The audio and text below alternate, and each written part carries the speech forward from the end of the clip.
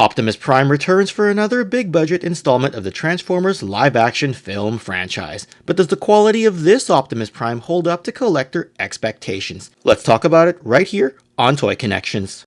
This video was made possible by Yolopark, the Hasbro licensee authorized to produce and distribute the item featured in this video. Please note that while the item was sent free of charge, the comments stated in this video represent my own independent thoughts and opinions. You can visit Yolopark's website and social media outlets by clicking on the links in the description below. The name Optimus Prime carries a certain level of weight and credibility behind it, thus making one to serve the high standards to live up to collector expectations is easier said than done. The box is the same size as the previous Optimus Primal that I reviewed, and Yolopark does a fair bit to make sure that this box is eye-popping and give us a displayable backdrop if you're one who happens to keep your boxes. As expected, both the Yolopark and Hasbro logos are on the box, so it is an official product, hence why they can use official names so as to not be mixed up with third-party items.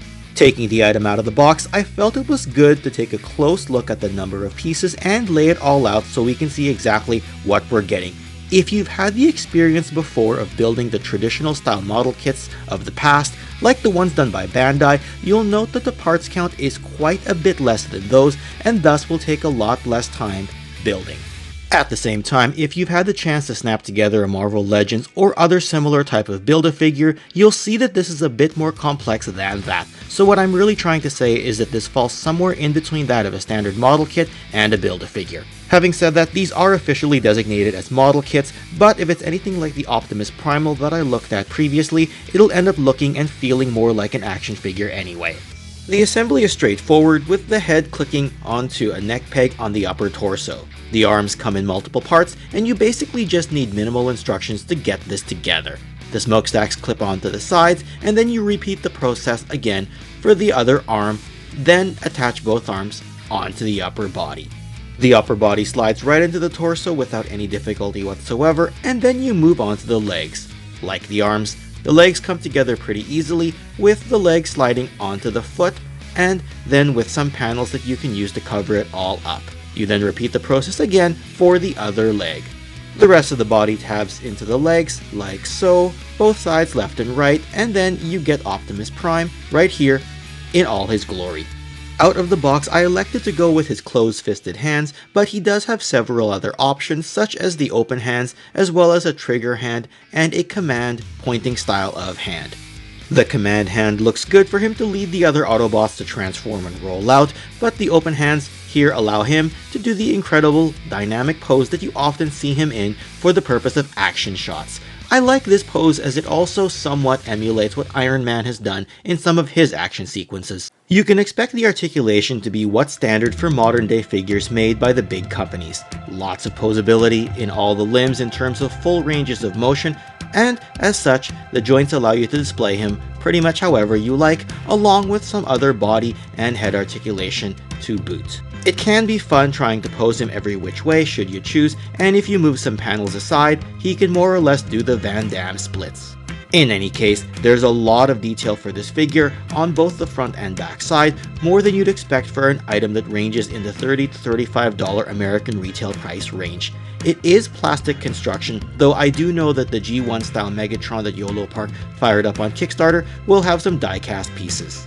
In any case, because I saw Yolopark as a smaller, more boutique level company, I expected a higher price point, so I am happy with the amount of bang for your buck that you're getting here. One obvious drawback though is the lack of weapons, and since Optimus Primal came with two bladed weapons, I just assumed that there'd at least be a blaster for this Optimus Prime. Some fans may also expect a matrix in the chest, which isn't there, but the lack of a matrix doesn't bother me one bit here. I just thought that I would point it out. A few comparison shots, beginning with him side by side with the Yolopark Optimus Primal. You'll see that he's a bit taller, standing a shade under 9 inches tall, and I gotta admit, I wasn't a big collector of the live-action Transformers movie franchise, but Yolopark's figures are certainly making me think twice on this front.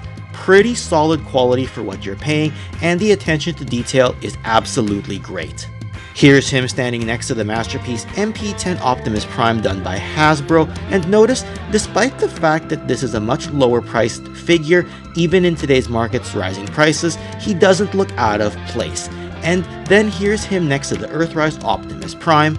Note that the Earthrise Prime is considered a leader class figure with a trailer, but when you look at the base figure, you can argue that you're getting just as much if not more value from the Yolopark figure, and also for a lower price point. Admittedly, I did fall in love with the live-action Transformers franchise in 2007, but that adoration quickly subsided until the Bumblebee films came around.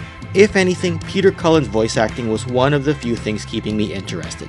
That being said, this Rise of the Beast lineup of toys has me more than intrigued, impressed, and altogether I can recommend these figures even if this live-action universe isn't your cup of tea as a Transformers collector. And it is all thanks to Yolopark for putting these on my radar. I'll leave you with this thought.